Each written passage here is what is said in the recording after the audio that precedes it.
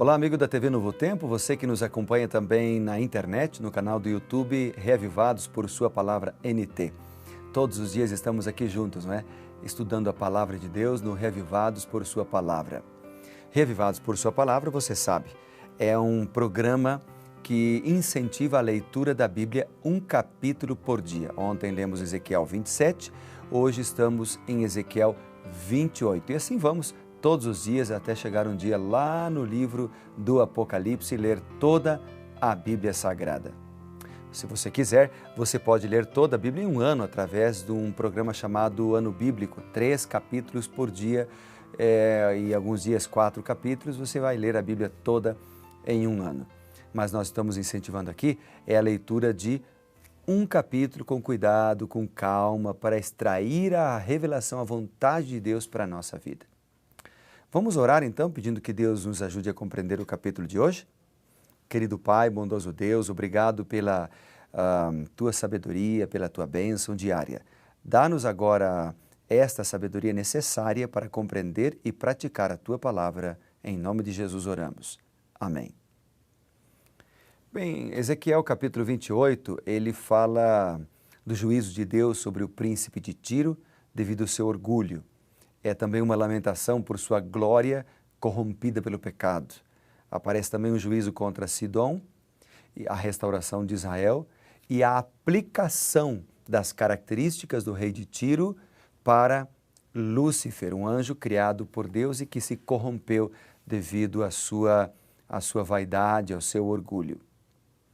Vamos ler alguns versículos, por exemplo, logo no início do capítulo 28. Versículo 1, por exemplo, diz: Veio a minha palavra do Senhor, dizendo: Filho do homem, dize ao príncipe de Tiro, assim diz o Senhor Deus, visto que se eleva o teu coração e dizes: Eu sou Deus, sobre a cadeira de Deus me assento, no coração dos mares. Tu não passas de homem, não és Deus, ainda que estimas o teu coração como se for o coração de Deus.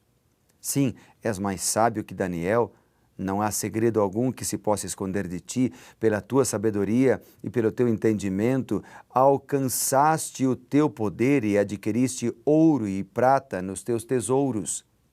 Pela extensão da tua sabedoria no teu comércio, aumentaste as tuas riquezas e por causa delas te elevaste o teu coração, ou seja, você se orgulhou. Assim diz o Senhor Deus, visto que estimas o teu coração como se você fosse Deus, como se for o coração de Deus, eis que eu trarei sobre ti os mais terríveis estrangeiros entre as nações, os quais desembainharão a espada contra a formosura da tua sabedoria e mancharão o teu esplendor. Até aqui. Bem, aqui nós temos então uma declaração sobre Tiro. Até o versículo 10, por exemplo, a gente vê um oráculo, uma descrição, uma condenação, um julgamento contra o rei de Tiro. Ezequiel, ele prossegue depois anunciando com seu juízo de julgamento sobre Tiro, só que dessa vez a atenção dele é específica contra o rei de Tiro. Então a palavra do Senhor veio ao seu profeta para que ele pudesse especificamente falar ao rei de Tiro, porque ele tinha se elevado muito. Seu coração estava se exaltando, inclusive ele queria ser Deus. Na cadeira dos deuses se assentava, no meio dos mares, no coração dos mares, diz a palavra.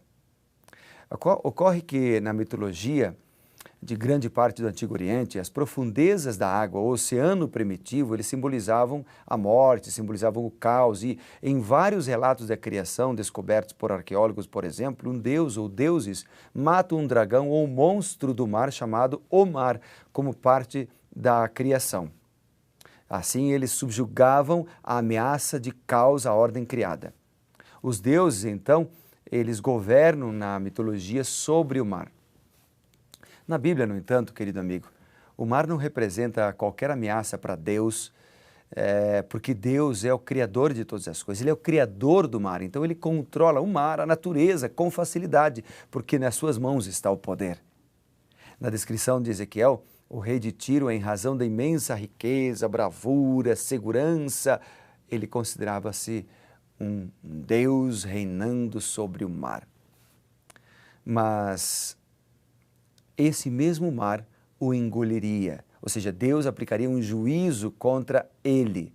Apesar de assim crer e de assim se chamar de Deus, ele seria derrotado porque ele não passava de um homem, ele não passava de um Deus falso.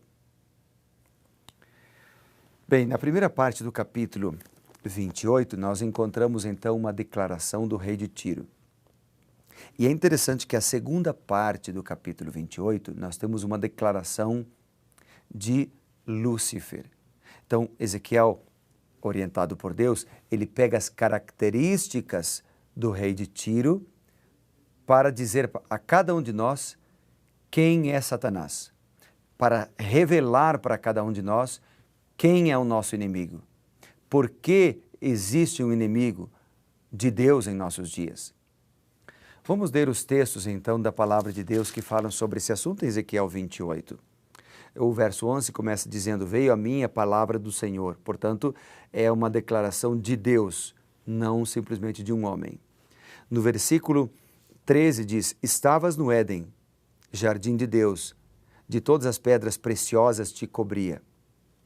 Então o texto não está falando simplesmente de um rei humano, o texto está falando de um ser superior que estava no Éden, e a expressão Éden aqui não se aplica ao Éden literal, onde estava Adão e Éden, mas ao céu, ao reino celestial. O texto continua dizendo ainda, verso 14, tu eras querubim da guarda, agora especifica um anjo poderoso, querubim da guarda ungido, e te estabeleci. Permanecias no monte santo de Deus, no brilho das pedras andavas. Perfeito era nos teus caminhos desde o dia em que foste criado, até que se achou iniquidade em ti. Na multiplicação do teu comércio se encheu teu interior de violência e pecaste. Pelo que te lançarei profanado fora do monte de Deus e te farei perecer, ó querubim da guarda, no meio do brilho das pedras. Elevou-se o teu coração por causa da tua formosura, corrompeste a tua sabedoria por causa do teu esplendor, lancei-te por terra, diante dos reis te pus para que te contemplem.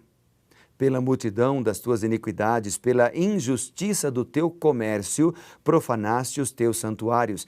Eu, pois, fiz sair do meio de ti um fogo que te consumiu e te reduziu a cinzas. O texto, então, está falando aqui não de um rei terrestre simplesmente, mas, como disse, Ezequiel, orientado por Deus, pega as características de Tiro para ilustrar e para mostrar-nos quem é Satanás. Satanás não foi criado como Satanás, mas foi criado como Lúcifer, um anjo de luz, um anjo perfeito. A Bíblia diz aqui, tu eras querubim da guarda, diz assim no versículo 15, perfeito era nos teus caminhos. Então Deus criou um anjo perfeito. Quem era esse anjo? A Bíblia menciona que esse anjo, ele era um querubim da guarda, ou seja, um anjo cobridor, que era o nome dos anjos que trabalhavam no lugar santíssimo do santuário celestial. E isso é ampliado e é confirmado quando diz que ele andava no brilho das pedras, que é uma tradução da palavra Shekinah em hebraico, que identifica a presença visível de Deus. Ali estava Lúcifer, trabalhava ou atuava no lugar santíssimo diante da presença visível de Deus. Quando o santuário terrestre foi construído, o lugar santíssimo, ali entre os anjos que ficavam sobre a arca, que também eram chamados anjos cobridores, ali estava a presença de Deus, que se chamava também de Shekinah. Portanto, esse anjo, Lúcifer, era um anjo poderoso, forte, que tinha sabedoria, que era esplendoroso, e por causa dessa própria sabedoria ele se corrompeu. O apóstolo Paulo chama isso de o mistério da iniquidade. Não há como, de fato, entendermos plenamente como o pecado, o orgulho, a vaidade surgiu no coração de um anjo em ambiente perfeito. Mas o fato é que surgiu. E Apocalipse diz que esse anjo, Lúcifer, enganou a terça parte dos anjos celestiais. Ele tentou enganar a eles, a todos, com a falsa ideia de que Deus era um tirano. Aqui diz, na multiplicação do teu comércio se encheu o teu interior de violência e pecaste. A palavra comércio foi traduzida como comércio porque Tiro, o rei de Tiro, era corrupto. Mas a palavra aqui traduzida para comércio é a palavra recul, que também pode significar fofoca, boatos falsos. Ou seja, Lúcifer enganou através de fofocas ou boatos falsos a terça parte dos anjos, dizendo que Deus era tirano, que Deus devia ser deposto do seu trono e que o próprio Lúcifer deveria ser adorado. E é isso que ele ainda quer hoje. Mas Lúcifer é um ser derrotado. Há uma profecia contra ele aqui. Diz que ele será destruído. Será um fogo dos altos céus que o destruirá, o consumirá plenamente. Lúcifer, na verdade, hoje Satanás, hoje diabo, a antiga serpente, como diz Apocalipse, ele foi derrotado na cruz do Calvário por nosso Senhor Jesus Cristo. Ele é um ser derrotado. Ele é poderoso, eu sei, mas ele não precisa derrotar você mais, porque ele foi derrotado por Cristo. Se nós nos entregamos a Jesus, Jesus nos dará forças para vencer as tentações de Satanás e de seus anjos. Sozinhos, não temos forças para vencê-los, mas com Jesus em nosso coração, sob o nome poderoso de Jesus, nós podemos vencê-los, porque ele é derrotado. Há uma profecia que aponta para a sua destruição final e que é ampliada lá no livro do Apocalipse. Portanto, meu amigo, minha amiga, hoje Jesus lhe oferece vitória. Hoje Jesus diz: eu criei um anjo perfeito, ele se corrompeu, mas ele foi derrotado e será plenamente derrotado na vinda do Senhor. Ele foi derrotado na cruz do Calvário e Deus pode nos dar a vitória por intermédio, por meio de nosso Senhor Jesus Cristo. Hoje Jesus nos oferece essa vitória. O que precisamos fazer? Orar e confiar no Senhor. Você está disposto a fazer isso? Eu estou. Vamos orar então? Querido Pai, sozinhos nós somos muito fracos, somos orgulhosos, somos vaidosos, mas com Jesus podemos vencer as tentações, vencer o orgulho, vencer o pecado. Portanto, entregamos nossa vida ao Senhor Jesus, para que Ele nos dê a vitória sobre o inimigo de Deus. Em nome dEle que nós oramos. Amém. Querido amigo, que Deus te abençoe sempre com a vitória que vem dos altos céus. E lembre-se, seja reavivado por sua palavra.